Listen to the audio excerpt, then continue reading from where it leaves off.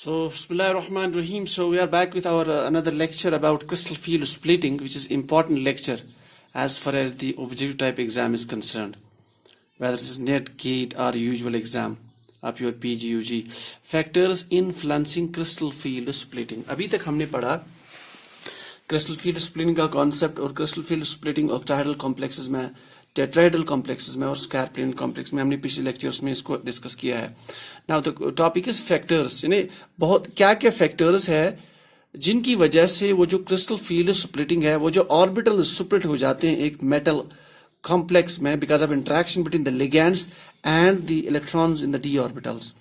तो वो जो लिगैंड्स में T2G EG टाइप के जो दो हमने कहा था, अगर हमारे पास 5 ऑर्बिटल्स है जिनकी एनर्जी सेम है, इनिशियली दे आर डिजेनरेट, उनको ऐसे भी दिखा सकते हैं. तरफ 5 ऑर्बिटल्स हमने ऐसे भी दिखाया था.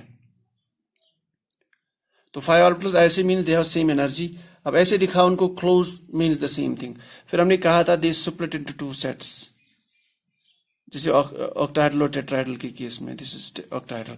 सो this gap we called as crystal field splitting energy. So this crystal field splitting energy को हमने ये भी कहा था it's also called as crystal field stabilization energy. It's also called as crystal field stabilization energy. ठीक, तो ये किस चीज पे डिपेंड करता है, कौन से फैक्टर्स है रिस्पॉन्सिबल जो इसको अल्टर कर सकते हैं. सो उनको that's called as the factors influencing the crystal field splitting. तो ये अगर हम देखें तो mainly there are 4 factors which affect this crystal field splitting or crystal field stabilization energy. The factors are here. Number 1, nature of the ligand. So हमारे पास जो metal complex है, let us say it is any complex whether Ml6, usually यही दो complex हमने पढ़े हैं, Ml4, that is a tetra coordinate complex. This is hexa coordinate complex. Its geometry is only one, that's octahedral. Its geometries, there are 2 that can be tetrahedral या square planar. So these are the point groups for octahedral, tetrahedral and the square planar. तो 3 geometries possible है, चाहे tetra coordinated complex हो hexa coordinated. अब ये जो crystal field splitting है, the splitting between the 2 orbitals, that depends on this nature of these ligands. ये ligands कौन से attached है in the complex with the metal ion. So it depends on the nature of the ligand. इस तरह से ये discuss हमने पहले भी किया है. We have discussed this earlier that अगर हमारे पास 2 कॉम्प्लेक्स हो, ठीक, और कॉम्प्लेक्स सेम टाइप के हो, एक के पास आपके फ्लोराइड टाइप लिगैंड हो एक के साथ, हमने पिछले लेक्चर में प्रोबेबल ऑक्टाहेड्रल में हमने डिस्कस किया था, और दूसरे के साथ लिगैंड साइनाइड हो, तो इनके सब साइनाइड हमने कहा था it has more crystal field splitting then the fluoride. क्यों हमने कहा था cyanide is a stronger field ligand, fluoride is a weak field ligand. Strong field ligand means that causes greater crystal field splitting. That the gap will be wider there. वो जो gap है, in case of fluoride the gap will be lower. So it depends on the nature of the ligand. अब why फिर उसके base पे when we arrange different ligands in increasing order of their crystal field strengths, that we called as spectrochemical series. हमने पहले discuss किया हुआ, तो please आप लास्ट के 3 लेक्चर देख लीजिए spectrochemical series. तो स्पेक्ट्रोकेमिकल सीरीज में हमने बहुत सारे लिगैंड्स को अरेंज किया था in increasing order of crystal field strength.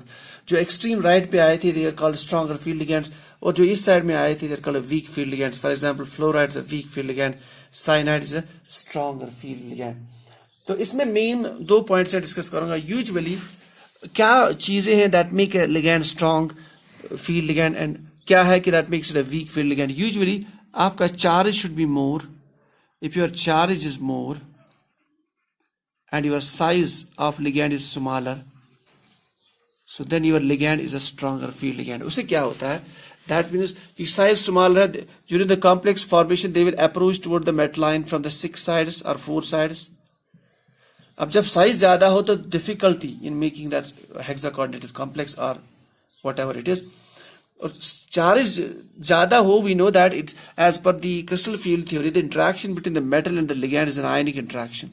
They behave like point charges. तो इसलिए जितने charge strength, the concentration of charge ज्यादा होगा तो obviously interaction is more. तो simple, the ligands have been arranged depending upon the size, depending on the charge, और depending on कि वो कितना stable. फिर उसमें और एक प्रॉपर्टी होती है, थोड़ा हायर कॉन्सेप्ट है कि पाई एक्सेप्टर लिगैंड्स जो होते हैं, पाई एक्सेप्टर मैं यहाँ डिस्कस को करूंगा नहीं, probably in some after few classes I will discuss this pi acceptor concept. Pi acceptor ligands जो है they are strong field ligands. Pi acceptor से meaning जिन ligands में pi bond हो. For example, cyanide, we know cyanide structure is like this, and we know this one is a sigma bond, और ये pi bond है और ये भी pi bond है. Since they have a pi bond, so they can accept the electron density back from the metal, so that it becomes more stronger. अब यहाँ मैं I'm just skipping here. So those ligands which have a pi bond, they're usually strong field ligands. That's where they are on the right side. So number one depends on the nature of the ligand. The next your factor which actually influences the crystal field splitting, there's the let's first discuss this oxidation state of the metal. तो oxidation state हमने कहा कि metal पे कौन सा charge है in a complex.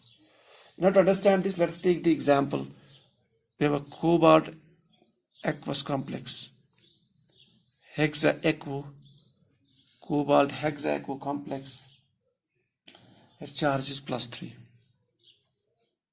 और दूसरा कॉम्प्लेक्स है कोबाल्ट हेक्सा-aquo कॉम्प्लेक्स. 6 लिगैंड्स वो वाटर है, उसमें +2 चार्ज है. अब अगर इसका ऑक्सीडेशन स्टेट निकाले, since water is a neutral ligand, so oxidation state is straight for +2. In this case the oxidation state is +3. तो सेंट्रल मेटल लाइन पे चार्ज कौन सा है, उस पर ऑक्सीडेशन स्टेट क्या है, that also defines the crystal field splitting. अगर इस पे चार्ज ज्यादा है, रूल ये है, if charge is more, मैंने पहले भी कहा जितना चार्ज ज्यादा होगा interaction will be more with the ligand. क्यों? Because crystal field splitting में, crystal field theory में interaction ligand and metal they behave like the point charges, so the interaction is a coulombic interaction. तो जितना इस पे charge ज्यादा होगा, obviously it forms a more stronger bond, the complex is more stable, so crystal field stabilization is more. So if the oxidation state of metal is more, that compared to that when its oxidation state is less, it has a more crystal field splitting energy. चलते हैं next. Now we'll move to the third point, that is the size of the orbitals. What do you mean by the size of the orbitals? Let us take the example for the size of the orbitals. Cobalt hexaamine. This is a complex +3. Then we take another example. Rhodium ammonia complex. Its charge is also +3. तो ligand same है, number of ligands भी 6 है, metal change हो रहा है. We'll take one more example. Iridium. Example of iridium.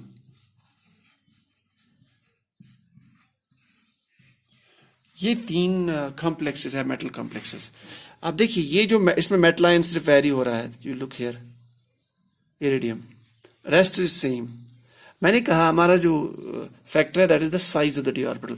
अब metal vary हो रहा है. ये मेटल जो है it belongs to the 3D series, यानी हमारी जो ट्रांजिशन सीरीज है 3D ट्रांजिशन सीरीज, उसमें एक जगह आता है इरिडियम. ये जो है आपका कोबाल्ट, निकल, copper, zinc. Cobalt probably around 25 oxidation number, this is atomic number.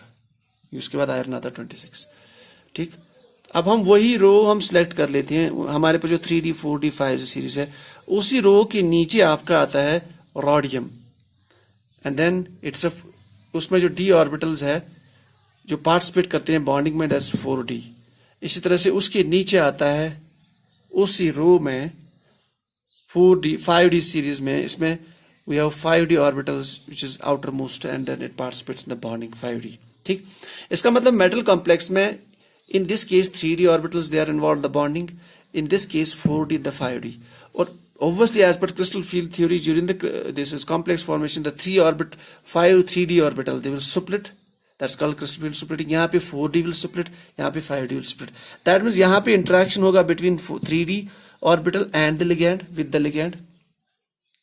यहाँ पे interaction with the ligand, the 4D orbital, or in this case interaction with the ligand and the 5D orbital.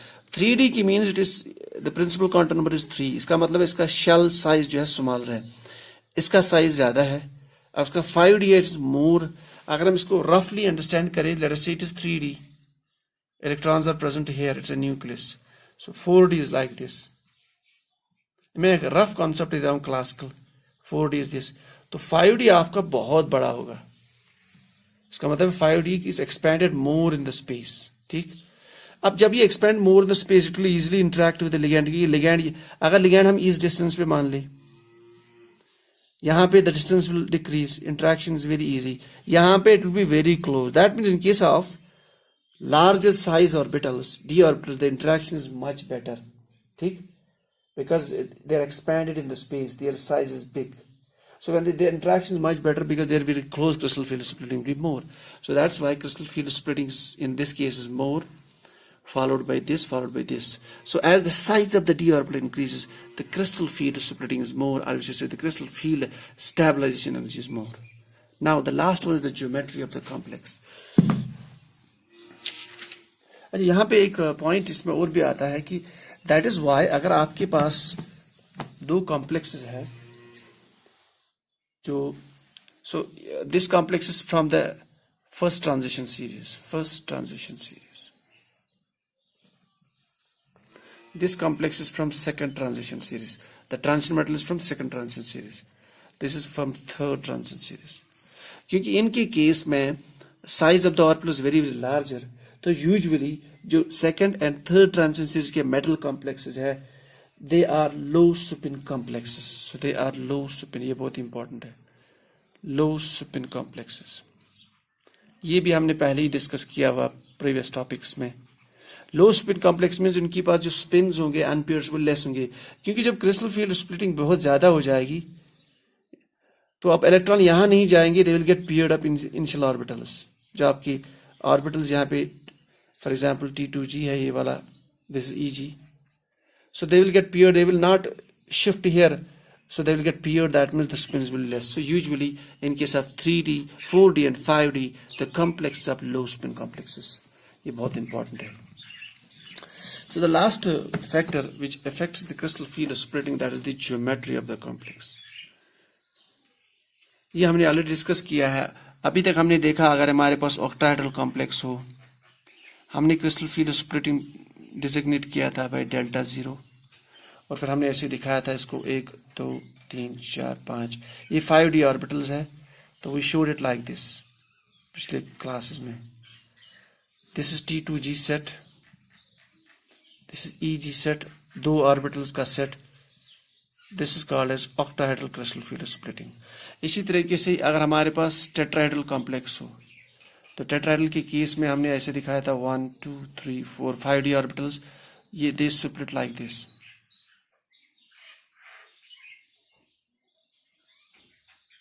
उसमें 3 ऊपर नीचे हमने कहा था ये T2 और ये E, and this splitting is called as tetrahedral crystal field splitting. ठीक.